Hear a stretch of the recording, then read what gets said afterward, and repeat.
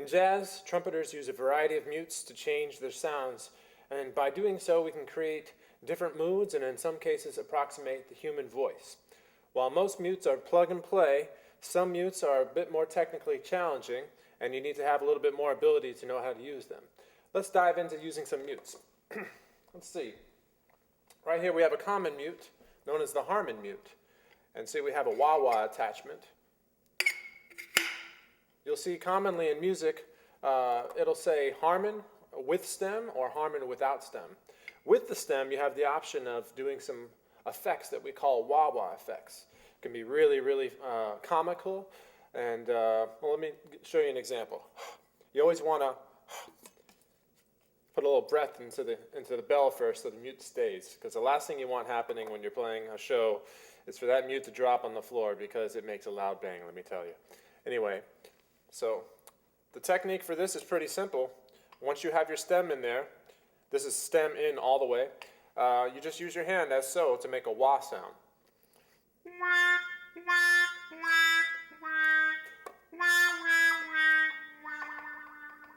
And by moving the hand fast, you can get that comical effect that we hear so often in cartoons.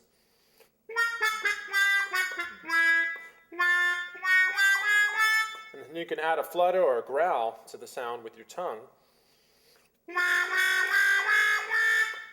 So it's kind of limitless what you can do with this if you use your creativity.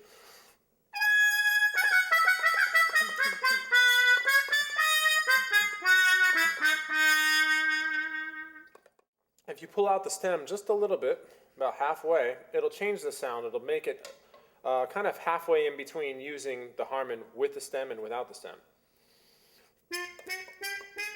But then you still have the option of using that wah.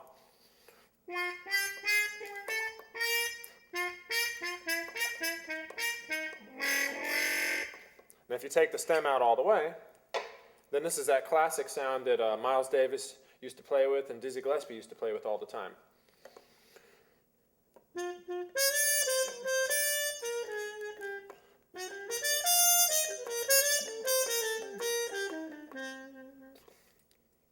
So that's the Harmon Mute that's made out of, I think this is made out of tin or aluminum sometimes they're made out of.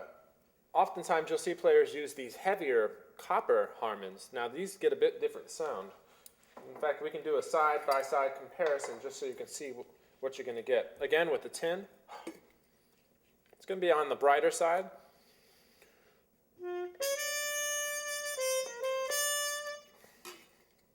And then if we put in the copper, it's going to project a little bit better, and it's going to give you more of the lower, warmer, the lower sound of the Harmon, which sounds really great, especially if you're close up on a microphone.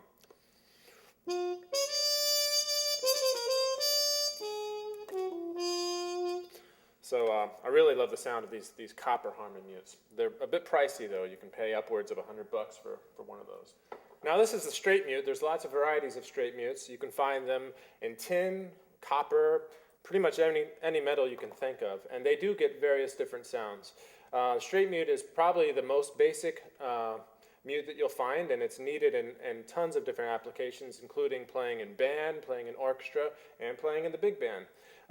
You don't necessarily see these used too much on small jazz band gigs.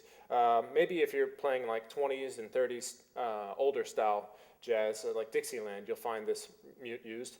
What it does, it doesn't quite mute the sound, but it creates a bit of a brighter, more focused sound with the trumpet, like so.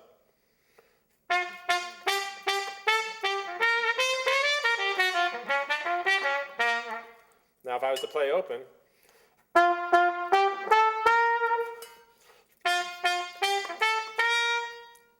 you see it's not necessarily softer. And in fact, the name mute, in a way, is a misnomer because it doesn't necessarily mute the sound when you put a mute into the trumpet. A lot of times it just changes the sound. All right, for the next mute that we have, it's common mute used quite a bit in big bands and improvisation, small groups. It's a plunger mute. And it's called a plunger mute because, you guessed it, it's just a regular household plunger. So somebody who was really creative thought, hey, why don't why don't I see what this sounds like? And in fact, it has a great sound. You can really approximate the voice in a number of ways. One key thing to using a plunger mute, though, is you see I cut a hole into the middle of the mute.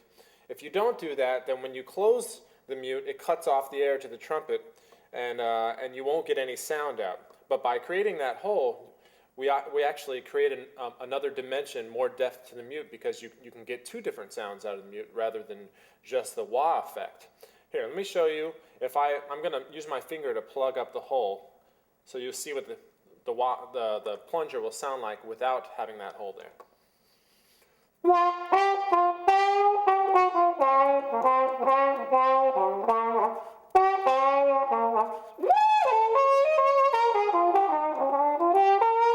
Now, if I close it all the way, nothing comes out. But if I have that hole there,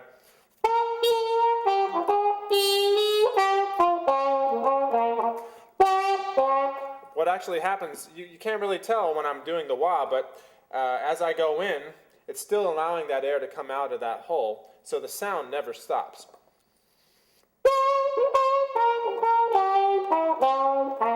But if I want to, I can also close it and get a nice little effect, kind of like a car horn beeping or something.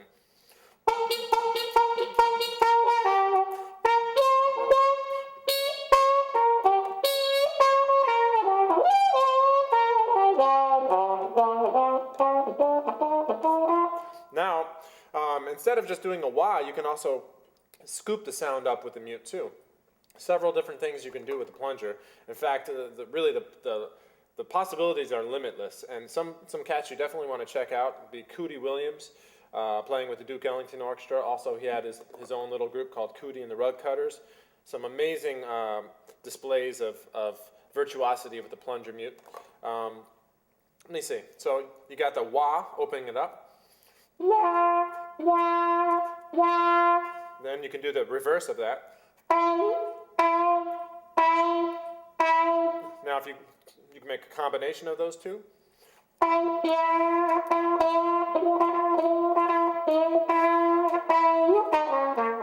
And then another thing you can do, which is kind of cool, if you double tongue on the trumpet, right? Just simply double tonguing, but then you wah at the same time.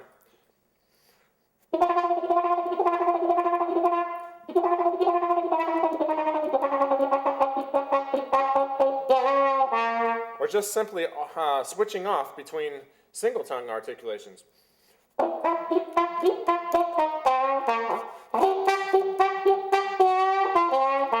And you'll see this articulated in the music by either a plus sign or a zero. Plus being closed and the zero being open.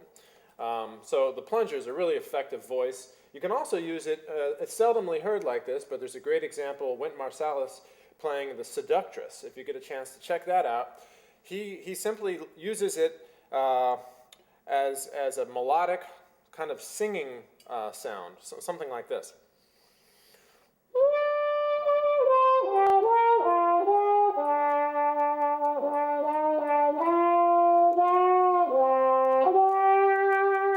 So it can be a really beautiful sound, just as the wah is used in itself, without the growl and without those effects of double tonguing and stuff like that. But it's a fun one. So aside from using the plunger by itself, you can also introduce another little guy into the equation, the pixie mute. Pixie mute is quite a bit like a straight mute. In fact, you could say they're brothers, except the pixie is the smaller version of the straight mute. And the reason that it's smaller is so that it can be kind of flush to the bell and that the plunger mute can be used over it. The plunger will not fit over a regular straight mute. This sound was used quite a bit by Cootie Williams with the Duke Ellington Orchestra. And it gives the plunger kind of a bit of a different character, a bit more vocal. In fact, it was used quite a bit on this particular song.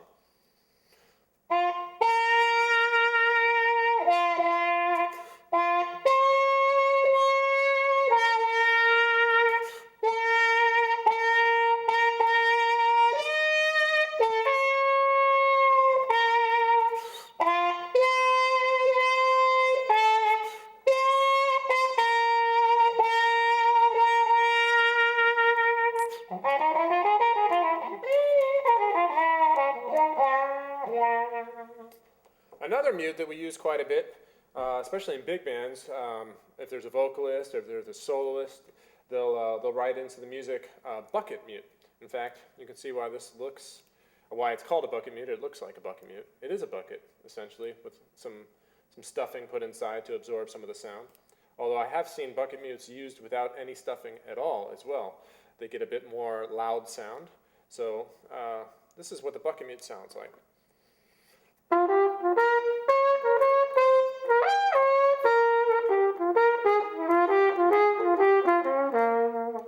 If you hear that back to back with the open sound.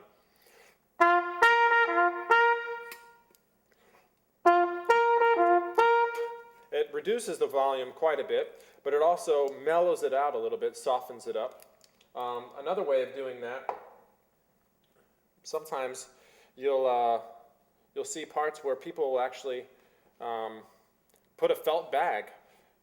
I'm not sure what, this is a golf club thing. You can pretty much use anything you have. People use Crown Royal bags, but you just put it over the bell. In fact, there's a famous excerpt from the American in Paris by Gershwin, and it's commonly people put something like this, and then they'll play the excerpt in the orchestra with the felt bag right on the tip of the bell.